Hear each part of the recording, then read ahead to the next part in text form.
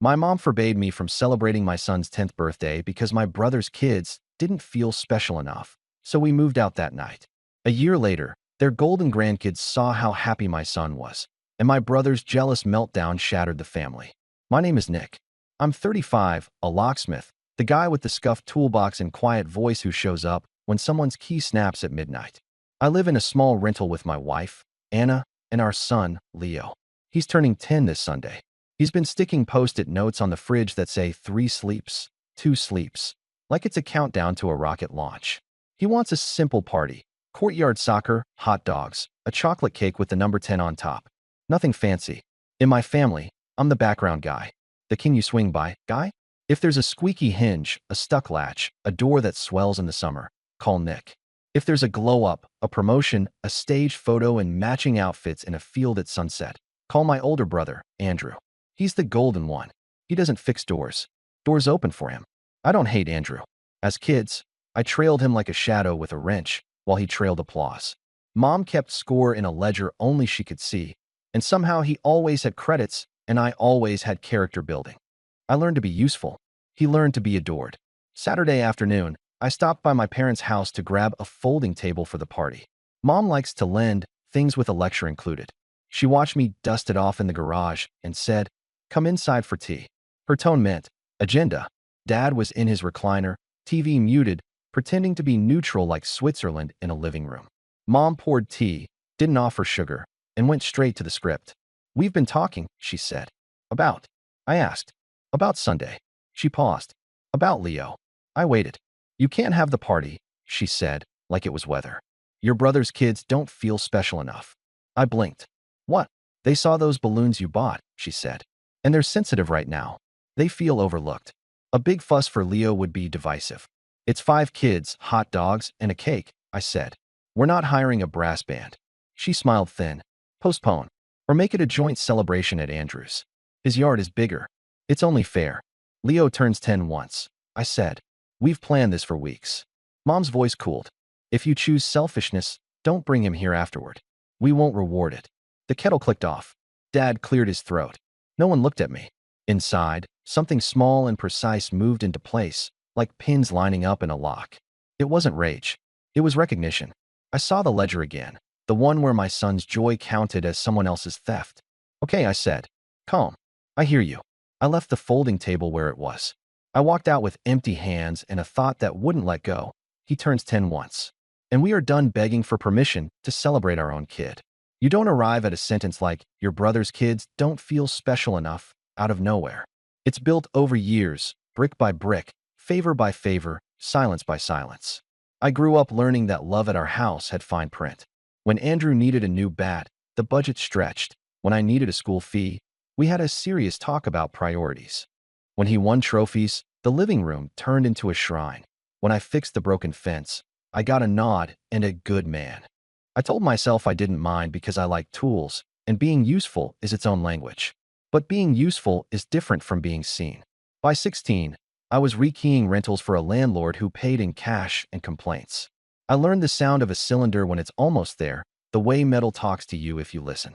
I liked the certainty. Follow the pins, turn the plug, door opens. People cry and say thank you. No ledgers. No drama. I met Anna on a lockout call. She brought me water and asked if I wanted lemon. Lemon. That detail still lives in my head. We got married at the courthouse with a grocery store cake and a tiny bouquet Anna tied with blue thread from her sewing kit. The cake didn't photograph well. It tasted perfect. Andrew married Jenna in a vineyard. There were drones and a hashtag. When Leo was born, I held him and thought, this is it. This is my whole job now. Make the world a little kinder at the edges.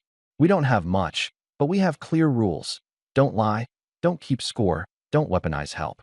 My side of the family runs on small asks. "Nick, can you install a smart lock at Andrew's?" He'd pay a pro, but we're family. "Nick, can you look at our garage door Saturday? It's loud. Your father can't nap." "Nick, can you pick up the kids?" Jenna's spa day went long. At first, I said yes to all of it. That's how you keep peace. You pay the tax. But taxes turned into tithes. If I invoiced them, I'd be cold-hearted. If I didn't, I'd be a good son. The ledger always existed. The labels shifted to keep me in my place. We keep a budget notebook at home. Pencil numbers. Groceries. gas, rent. I added a tiny page last year. Family jobs, hours, parts. I told myself it was just to remember. January through June, 37 hours. Parts, $213. Reimbursed, $0. Mom texted in March. We'll settle up after Easter. Easter, then Mother's Day, then things are tight in June. But Andrew posted a photo of their new espresso machine with the caption, "Invest in mornings." Cool. It isn't just money. It's the posture. The assumption that our time is elastic. That Leo's schedule can bend around real things. Last year, we tried a joint party for his ninth. It makes sense, Mom said. Children learn to share. Sharing turned into our kid fading into the wallpaper while Andrew's kids got the center spot and the big slice with the topper that said, "Family first." The photos looked adorable. Leo asked me later if joint meant not really mine. Anna cried in the bathroom with the fan on. She hates crying where people can hear. I stood outside the door and stared at a towel rack I had installed for my parents and never got paid for. I thought about sending an invoice with a line item for respect. I didn't. That felt petty. Also, I knew the ledger would flip it into proof that I was calculating. My mom has a tone when she says my brother's kids' names. It's soft and round, a spoon and honey. When she says Leo's name, it's brisk, efficient, like she's filing paperwork. She doesn't mean to. She believes she loves us equally. The ledger says otherwise. In the weeks before Leo's 10th, we planned small. 12 balloons, $16. Hot dogs, buns, juice, $41. Paper plates and candles, $9. A used soccer net off Marketplace, $20. Chocolate, butter, flour, $27. Total, $113. Leo made a guest list of 5 kids and wrote their names in careful, blocky letters. He drew a tiny cake next to each name. He saved 2 seats for his cousins because he still wants everything to work out. Then Mom's kitchen. Postpone. Or make it joint. Your brother's kids don't feel special enough. I said, no. It scared me how quiet the word came out. That night, the phone lit up. Aunt texts, Dad calls, Andrew's brotherly voice notes. The pattern is predictable. Is a compromise really so hard? Aunt, be pragmatic. We're one family. Dad, who becomes pragmatic when it's convenient. Bring the cake to ours. We've got a theme. Andrew, always brand conscious. Don't be selfish, Nicholas. Mom. She uses my full name when she thinks she's saving me from myself. Anna watched me put my phone face down. What do you want to do? She asked. I stared at the streamers on our kitchen table. I thought of Leo's drawings taped to the fridge. I want to give our son his day, I said. And I want to stop negotiating for basic joy. Then let's do that, she said. Mom's last text came at 10:41 p.m. If you go through with this, don't bring him here afterward. We cannot support your choices. You read that and realized support in this family has always meant control. I slept light. In my dream, I was turning a stubborn cylinder. It finally clicked. Sunday morning, Leo came barreling into the kitchen in mismatched socks. Is it today? Is it double digits? He asked. It's today, I said. It's double digits. We iced the cake together. I don't know how to do those smooth bakery swirls. Mine look like small waves. Leo said they were cool like mountains. Anna piped the 1 and the 0 a little crooked. It felt right. At 9:12 a.m., my mom called. I let it ring. At 9:14, Andrew. At 9:19, Dad. The call log looked like a fire alarm. We opened the courtyard gate. I taped a paper sign with an arrow that said Leo's 10, like it was a treasure map. Kids arrived. Backpacks, chatter, shy hellos turned into chaos, which is another word for joy when you're 10. We played penalty kicks into the used net. Leo scored, skidded on his knees, yelled yes, like he was announcing something bigger than soccer. At 10:03, the gate rattled. Mom walked in with Andrew and Jenna behind her like a small parade that didn't check the schedule. They were uninvited and dressed like they were here to host. My stomach sank. Anna stood a little straighter. Leo came to my side and grabbed my hand. His palm was sticky with frosting he tested. Mom glanced around. Balloons, paper plates, the $20 net like it was contraband. She made the face she makes when a server puts cilantro on her food. Nicholas, she said, voice carrying. We told you the conditions. This is Leo's party, I said. Calm. I heard my own tone and felt steady. Andrew smiled like a politician. Bro, we're not here to fight. We're here to rescue this. Bring the cake to our place. The cousins are waiting.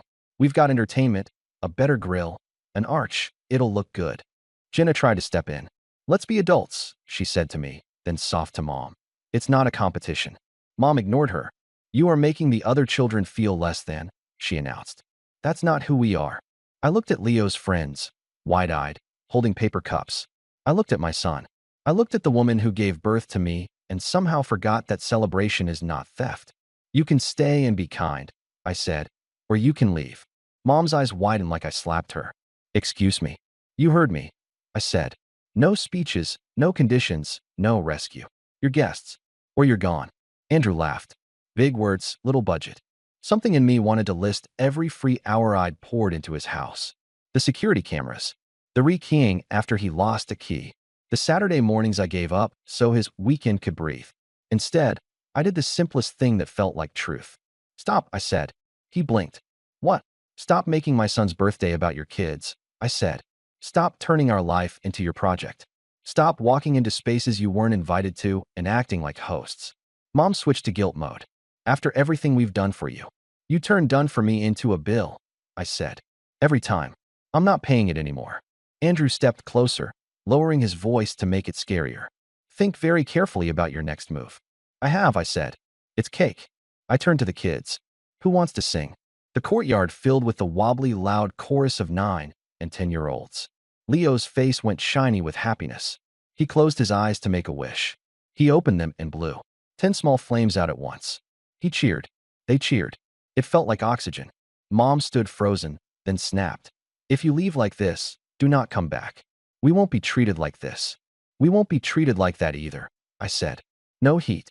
Just a fact. Andrew tried one more flick of power. Text me when you come to your senses. I didn't promise anything. They left. We cut cake. The boys argued about the corner piece. Someone spilled juice. Someone yelled, "Goal," again. Life resumed. When the last guest left with a sticky goodie bag and our courtyard looked like a confetti storm, Anna leaned against me and whispered, "I'm proud of you." I exhaled for the first time all day. I meant it, I said. This isn't about revenge. This is about closure. We cleaned up, then looked around our place like it was a map we finally understood. Pack a bag, I said. We need a night away from the noise. We stuffed clothes into a duffel, scooped legal papers into a file folder, and Leo chose 2 Lego minifigs so they won't be lonely. We left the faucet drip we'd been ignoring and the coin jar on the counter. We locked the door from the outside. The lock clicked, and it felt like a sentence ending in the right place. We checked into a budget motel off Route 8. The AC hummed like a steady friend. Leo fell asleep between us, smelling like sugar. Anna looked at me in the dim light and asked, "Are we really doing this?" Yeah, I said. We are. We didn't go far. We went far enough to hear our own voices. 2 motel nights turned into a short-term sublet over a barber shop. The landlord handed me the keys and said, "Deadbolt sticks. You look like you know what you're doing." I fixed it in 5 minutes and felt like maybe we'd be okay. We brought what we could carry: 2 duffels, a folding table, Leo's beanbag, the coin jar. We bought a mattress secondhand and a $40 couch that leaned left. The place smelled like hair tonic downstairs and fresh air upstairs.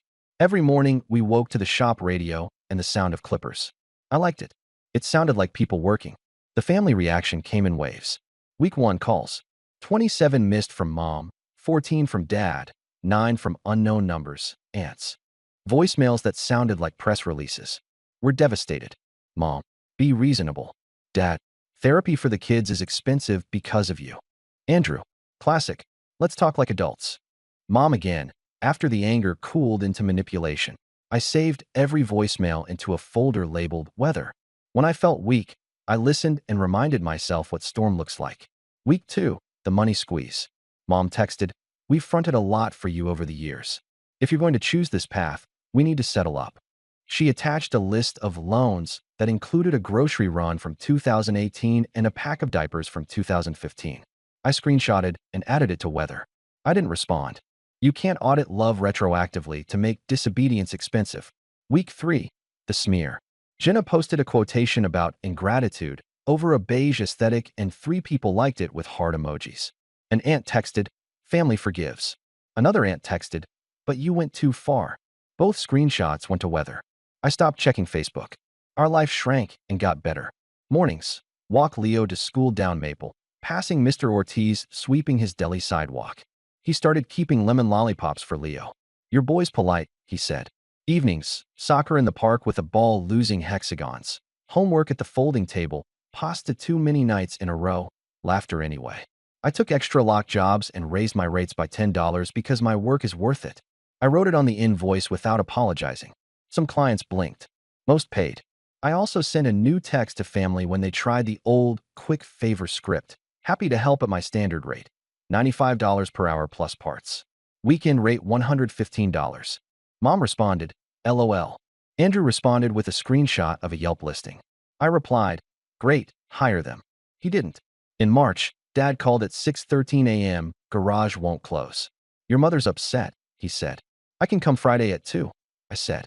Rates $95 plus parts. Silence.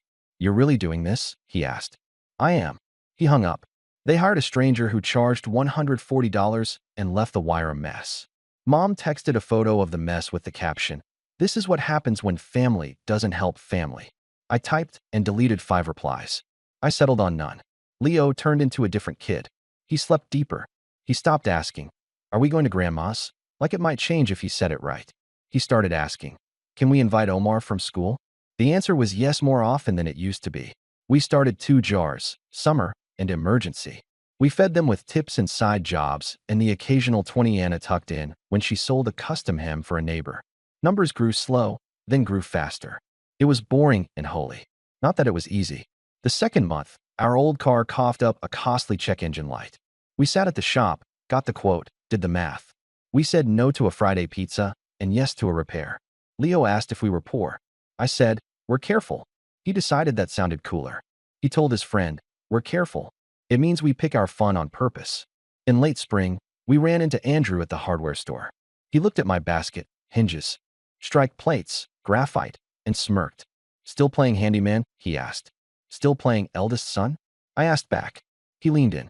You think you're better because you're stubborn. I think I'm healthier because I stopped paying an imaginary bill, I said. He looked confused and a little mad. He walked away. Summer came. We took one-day trip to the lake. Gas, sandwiches, $7 parking, a sunburn. It felt like the whole world reset to simple.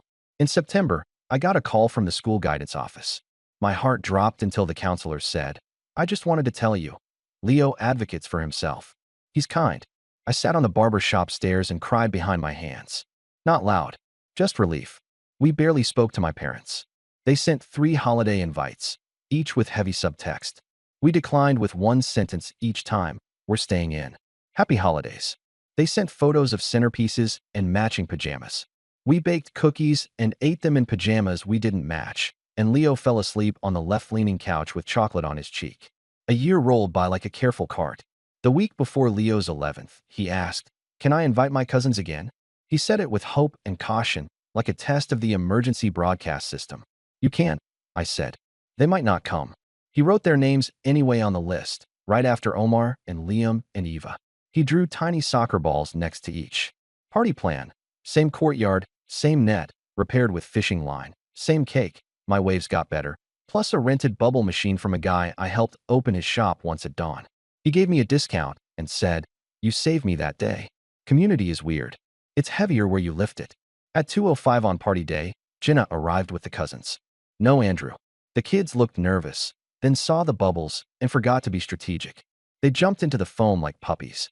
5 minutes later, Mom slipped in, holding a gift bag too big for what was inside. She scanned the scene like a judge, then tried to corral the cousins for a grandkid's photo, but they wriggled away to chase bubbles. She looked unsure.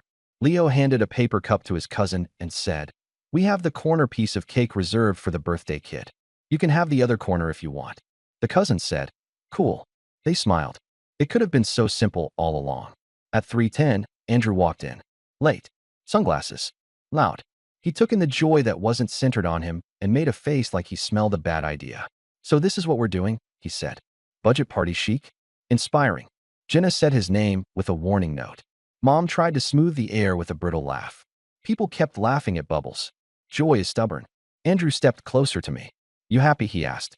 You broke Mom's heart for this? For our kid's smile? I said, yeah.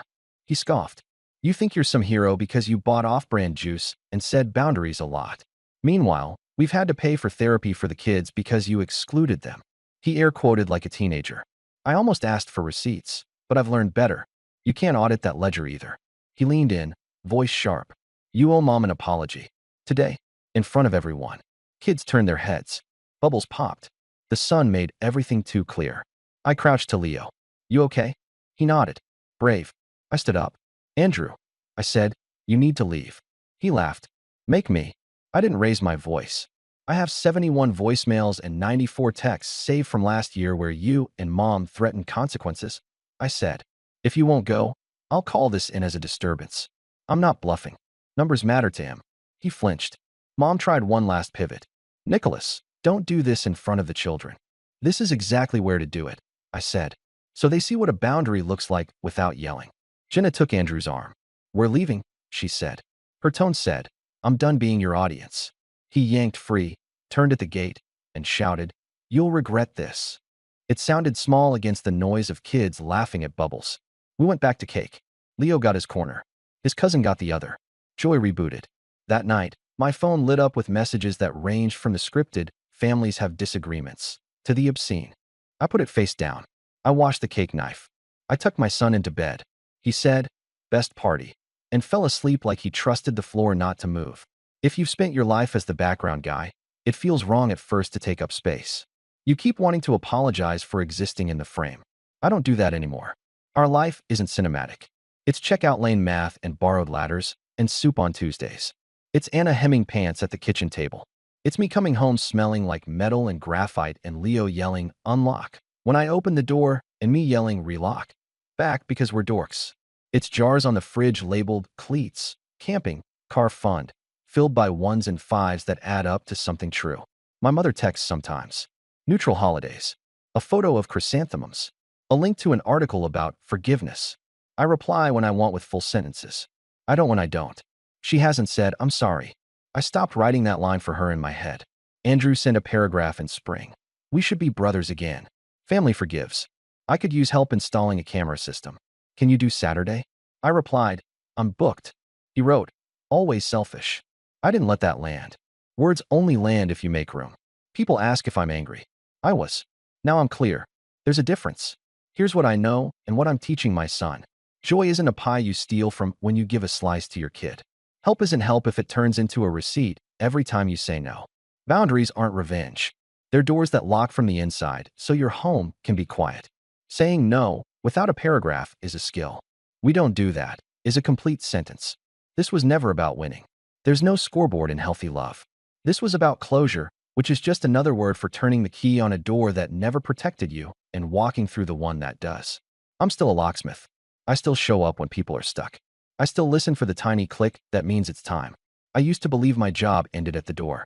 Now I know it also lives at our kitchen table, at a courtyard with a lopsided cake, at a gate where I said, you need to leave, and meant it. I won't let anyone ration my kid's birthday to keep other kids feeling special enough. I won't do free labor to buy a seat at a table where we're never served. I won't pay emotional interest on loans I never took. I will keep my house simple and my rules simpler. Be kind, be honest, be safe. This isn't about revenge, I told my brother. This is about closure. It still is. We lined up the pins. We turned. The door opened. We stepped through and stayed.